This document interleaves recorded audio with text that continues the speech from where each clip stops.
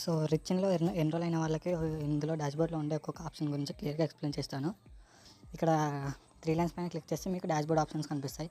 ఇక్కడ my profile సెక్షన్‌లోకెళ్ళి ఇక్కడ ఏంటంటే మన పర్సనల్ డీటెయిల్స్ ఫిల్ చేయాలండి.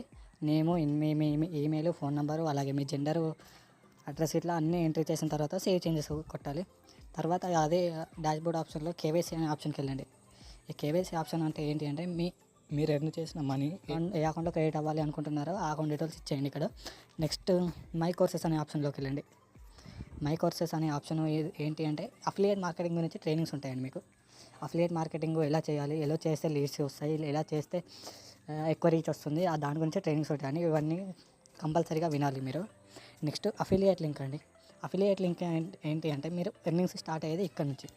ఇది ఎలా అంటే ఇప్పుడు మీరు ఎవరికైనా అఫిలియేట్ లింక్స్ సెండ్ చేయాలనుకుంటే ఇక్కడ జనరేట్ లింక్ ఫర్ అని క్లిక్ చేసిన తర్వాత ఇక్కడ లాట్ ఆఫ్ ప్యాకేజెస్ కనిపిస్తాయి మీకు.